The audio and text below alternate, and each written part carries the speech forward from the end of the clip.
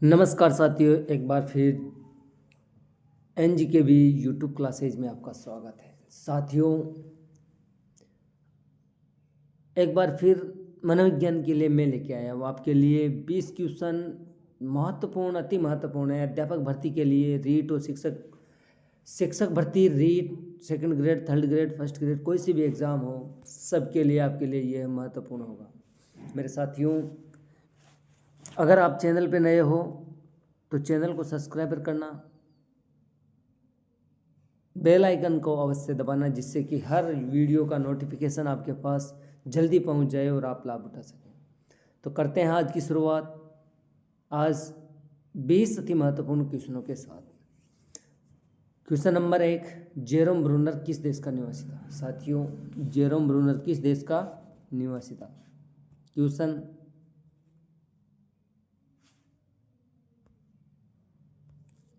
Jerome Bruner किस देश का निवासी था?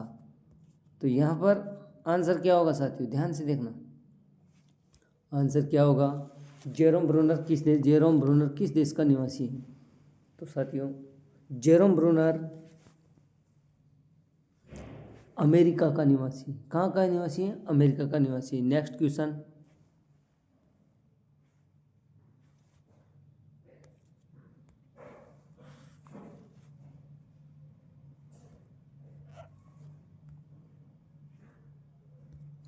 फ्रोबेल के किंडरगार्टन का उद्देश्य क्या है? फ्रोबेल ने किंडरगार्टन का उद्देश्य क्या है? जो फ्रोबेल ने किंडरगार्टन विधि दी है, उसका उद्देश्य क्या होगा? तो ऑप्शन ए, किंडरगार्टन का उद्देश्य क्या है? तो इसका उद्देश्य क्या होना चाहिए? उद्देश्य उद्देश्य क्या होना चाहिए? बालक का मानसिक विकास, बालक का शारीरिक विकास, बालक का सर्वांगीण विकास, बालक का भावात्मक विकास। तो आंसर क्या होगा? बालक का सर्वांगीण विकास, आंसर सी। ठीक है, next question,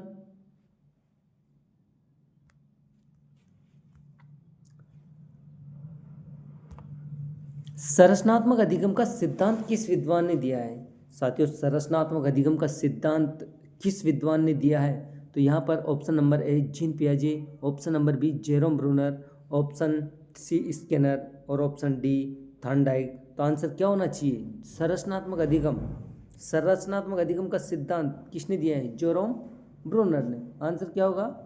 B option, Jerome Bruner. Next question, Dalton विधि के प्रतिपादक। नेक्स्ट क्वेश्चन है, डाल्टन विधि के प्रतिपादक कौन थे? डाल्टन विधि के प्रतिपादक कौन है? आपको आंसर याद होना चाहिए 100%। जी दोस्तों, महत्वपूर्ण क्वेश्चन है। डाल्टन विधि एक महत्वपूर्ण विधि है मनोविज्ञान में, और उसके प्रतिपादक कौन है? Option number A Froebel, option B Miss Helen Parkhurst, option C Kilpatrick, option D उपयुक्त में से कोई नहीं। तो आंसर होना चाहिए साथियों इसका option B, Miss Helen Parkhursts. ठीक है, आंसर क्या होगा? Miss Helen Parkhurst. Miss Helen Parkhursts ने डाल्टन विधि का प्रतिपादन किया है। नेक्स्ट क्वेश्चन,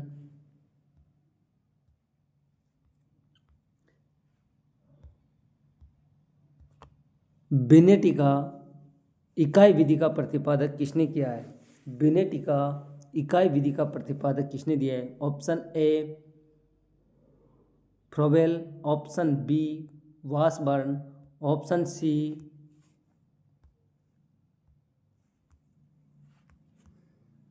किलपैट्रिक और ऑप्शन डी थॉर्नडाइक। तो आंसर क्या होगा साथियों? वासबर्न। आंसर क्या होगा? बिनेटिका इकाई विधि किसके द्वारा प्रतिपादित की गई? वासबर्न के द्वारा। तो आंसर क्या होगा? Washburn, option B. Next question,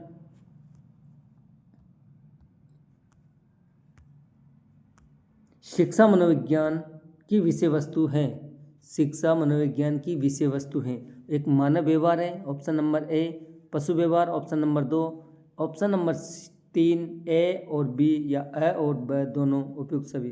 तो शिक्षा मनोविज्ञान साथियों आपको याद होना चाहिए, शिक्षा मनोविज्ञान के अंतर्गत मानव का व्यवहार और पशु का व्यवहार दोनों का अध्ययन किया जाता है। मानव का व्यवहार अध्ययन किया जाता है, तो मानव पहले संक्रिया करता है, उसके बाद में क्रियाएं करता है, और पशु पहले क्रिया करता है, उसके बाद में संक्रिया करता है, जबकि मानव पहले संक्रिया करता है और बाद में क्रियाएं करता है। यानी कि मानव पहले दिमाग चलाता है, बाद में क्रिया करता है, पशु पहले क्रिया करता है, बाद में दिमाग चलाता है। तो आंसर क्या होगा? विषय वस्तु अ ब दोनों ही। मानव व्यवहार का भी अध्ययन होता है, पशु व्यवहार का भी अध्ययन होता है, दोनों का भी होता है, तो उपयुक्त सभी, ऑप्शन डी। नेक्स्ट क्वेश्चन, शिक्षा मनोविज्ञान सहायक है। तो साथियों, शिक्षा मनोविज्ञान किसकी सहायक है? इसमें जो ऑप्शन दे रखा है, संपूर्ण शैक्षिक प्रक्रिया में, बालक को समझने में, शिक्षक को समझने में, शिक्षण विधियों के चयन में। तो आंसर क्या होना चाहिए? आंसर क्या होना चाहिए? संपूर्ण शैक्षिक प्रक्रिया में, बालक को समझने में, शिक्षक को समझने में या समझाने में, यहाँ होना चाहिए शिक्षक को समझाने में, शिक्षण विधियों के चयन में। तो आंसर क्या होगा? ऑप्शन ए, संपूर्ण शैक्षिक प्रक्रिया में।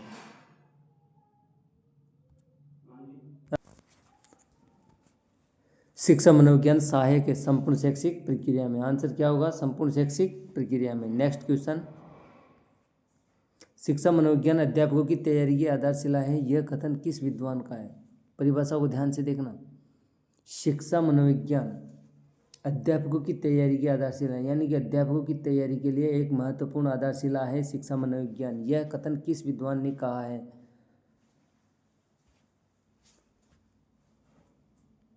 आंसर क्या होगा? फ्रोवेल, खेल विधि के जनक स्किनर, जॉन डीवी और जेबी वाटसन। तो आंसर क्या होगा साथियों? स्किनर ने कहा है। स्किनर, आंसर क्या होगा? स्किनर। शिक्षा मनोविज्ञान अध्यापक की तैयारी की आधारशिला है, यह कथन किस विद्वान का है? स्किनर का। नेक्स्ट,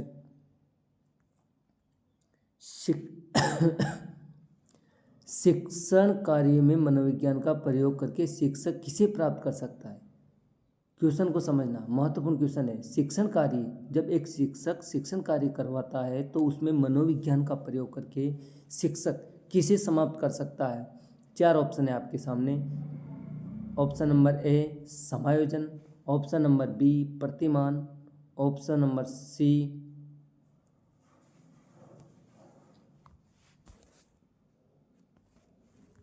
अनुशासन, ऑप्शन नंबर सी अनुशासन, और ऑप्शन नंबर डी कुसमायोजन।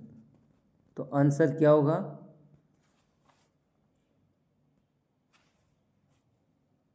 क्वेश्चन एक बार अच्छी तरह समझना।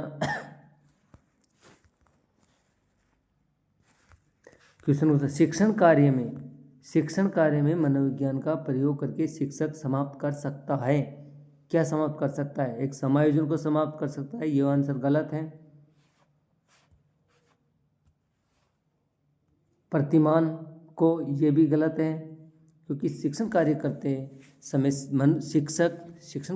समय शिक्षक मनोविज्ञान का प्रयोग करके एक कक्षा में या छात्रों के प्रति अनुशासन बनाए रखता है तथा कुसमायोजन को समाप्त कर सकता है। तो आंसर क्या होगा साथियों? कुसमायोजन को समाप्त करता है। Answer D. Question number 10। Next question, kindergarten किस भाषा का शब्द है? किंडरगार्टन, क्वेश्चन है किंडरगार्टन किस भाषा का शब्द है? ध्यान से देखना, महत्वपूर्ण, एग्जाम में आ चुका है। किस भाषा से संबंधित है किंडरगार्टन? किंडरगार्टन विधि किसकी है? फ्रोवेल की।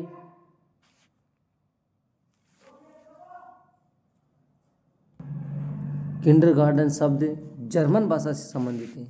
किस भाषा से संबंधित है? जर्मन भाषा से। आंसर आपको याद होना चाहिए कि किंडरगार्टन विधि के जनक फ्रोवेल हैं, और किंडरगार्टन जो शब्द हैं वो जर्मन भाषा से संबंधित है। Next question, principle of psychology. Next question, principle of psychology पुस्तक के लेखक हैं। प्रिंसिपल ऑफ साइकोलॉजी पुस्तक किस विद्वान के द्वारा लिखी गई है? क्वेश्चन ऐसे भी पूछा जा सकता है कि प्रिंसिपल ऑफ साइकोलॉजी पुस्तक किस विद्वान ने लिखी है, या प्रिंसिपल ऑफ साइकोलॉजी पुस्तक के लेखक हैं? तो आंसर क्या होना चाहिए? William James. William James. Question ऐसे भी पूछा जा सकता है कि विलियम जेम्स द्वारा लिखी गई पुस्तक कौन सी हैं? तो इसमें ऑप्शन में प्रिंसिपल ऑफ साइकोलॉजी, अगर क्वेश्चन ऑप्शन दिखता है आपको तो टिक मार देना है। Right answer principle of psychology. ठीक है, तो यहाँ पर क्वेश्चन नंबर 11 महत्वपूर्ण क्वेश्चन है। प्रिंसिपल ऑफ साइकोलॉजी पुस्तक के लेखक कौन है? Williams James. नेक्स्ट क्वेश्चन, भारतीय मनोविज्ञान एसोसिएशन की स्थापना कब की गई? भारतीय मनोविज्ञान एसोसिएशन की स्थापना कब की गई थी? तो ऑप्शन ए 1916, 1920, 1924 और 1915। तो आपको याद होना चाहिए कि भारतीय एसोसिएशन, जो मनोविज्ञान का भारतीय एसोसिएशन है, उसकी स्थापना 1924 में स्थापना की गई है। Next question, motivation and personality पुस्तक के लेखक कौन है? क्वेश्चन पूछा जा सकता है कभी भी एग्जाम में। मोटिवेशन एंड पर्सनालिटी पुस्तक के लेखक, तो यहाँ पर आंसर होगा मैस्लो। आंसर क्या होगा? मैस्लो। क्वेश्चन ऐसे भी पूछा जा सकता है कि मैस्लो द्वारा लिखित पुस्तक का नाम क्या है? तो मोटिवेशन एंड पर्सनालिटी पुस्तक इनकी हैं। तो आपको याद होना चाहिए, आपके माइंड में, जहन में आपको हमेशा याद रहना चाहिए कि मैस्लो के द्वारा लिखी गई पुस्तक कौन सी हैं? Motivation and personality. Principle of psychology पुस्तक किसकी है? अभी अगले नेक्स्ट क्वेश्चन था Williams James. Next question,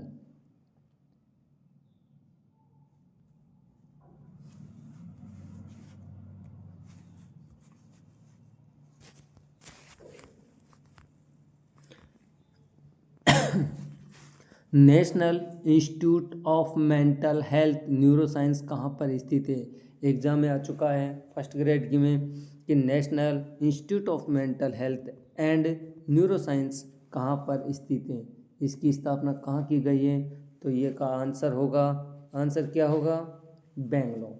Bangalore में national institute of mental health and neuroscience की स्थापना कहाँ की गई है? बेंगलोर में। कब की गई है? 1955 में national institute of mental health and neuroscience की स्थापना बेंगलुरु में की गई है। नेक्स्ट क्वेश्चन, शिक्षा मनोविज्ञान नेक्स्ट क्वेश्चन है शिक्षा मनोविज्ञान। क्वेश्चन नंबर 15 ध्यान से देखना, परिभाषा महत्वपूर्ण है। शिक्षा मनोविज्ञान शैक्षिक विकास का क्रमबद्ध अध्ययन है। यह कथन किसका है? शिक्षा मनोविज्ञान शैक्षिक विकास का क्रमबद्ध अध्ययन है। यह कथन किसका है? तो आंसर क्या होगा? स्टीफन ने परिभाषा दी है कि शिक्षा मनोविज्ञान शैक्षिक विकास का क्रमबद्ध अध्ययन है। नेक्स्ट क्वेश्चन, ईमाइल पुस्तक। नेक्स्ट क्वेश्चन क्या है? ईमाइल पुस्तक। क्वेश्चन नंबर 16 ईमाइल पुस्तक के लेखक है तो रूसो आंसर है। इसमें क्या आंसर होगा? रूसो ने ईमाइल पुस्तक लिखी है। ठीक है। Next question, principle of psychology पुस्तक विलियम जेम्स ने कब प्रकाशित की गई है? आपको मैंने बताया था कि विलियम जेम्स के द्वारा प्रिंसिपल ऑफ साइकोलॉजी पुस्तक स्थापित की गए हैं, पुस्तक की रचना की गई है। प्रिंसिपल ऑफ साइकोलॉजी पुस्तक विलियम जेम्स ने कब प्रकाशित की गई है? तो आंसर क्या होगा?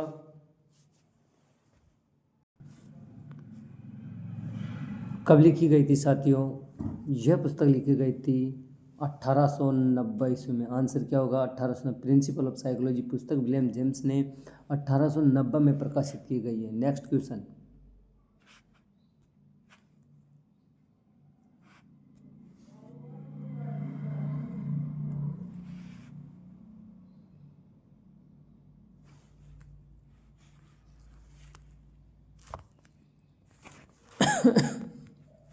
मनोविज्ञान व्यवहार का धनात्मक विज्ञान है। यह कथन किस विद्वान का है? मनोविज्ञान व्यवहार का धनात्मक विज्ञान है। परिभाषा है, महत्वपूर्ण परिभाषा है साथियों, एग्जाम में आ चुकी हैं कि मनोविज्ञान व्यवहार का धनात्मक विज्ञान है। यह कथन किसका है? आंसर क्या है साथियों इसका? वाटसन ने कहा है कि मनोविज्ञान व्यवहार का धनात्मक विज्ञान है। यह परिभाषा वाटसन ने दी है। ठीक है। नेक्स्ट क्वेश्चन, मनोविज्ञान व्यवहार तथा अनुभव का विज्ञान है। ये परिभाषा किसने दी है? किसने दी है? मनोविज्ञान व्यवहार तथा अनुभव का विज्ञान है, यह परिभाषा किस विद्वान ने दी है? तो यह है स्किनर ने। किसने दी है साथियों? स्किनर ने। स्किनर की परिभाषा क्या है? मनोविज्ञान व्यवहार तथा अनुभव का विज्ञान है। ठीक है, नेक्स्ट परिभाषा, नेक्स्ट क्वेश्चन, मनोविज्ञान ने गेस्टाल्टवाद संप्रदाय का जनक कौन है? मनोविज्ञान के गेस्टाल्टवाद संप्रदाय का जनक कौन है? तो यहाँ पर आंसर क्या होगा? गेस्टाल्ट संप्रदाय का कोहलर, हेनरी किलपैट्रिक, ड्रिकोले और वाटसन। आंसर क्या होगा? कोहलर। ठीक है, तो साथियों आपके लिए 20 अति महत्वपूर्ण क्वेश्चन हैं, एग्जामों में आए हुए हैं। अगर वीडियो अच्छा लगे तो लाइक करना, शेयर करना, सब्सक्राइबर करना। ठीक है, बेल आइकन को अवश्य दबाना ताकि आपके पास हर वीडियो अच्छे वीडियो मिलते रहेंगे एग्ज़ाम के लिए।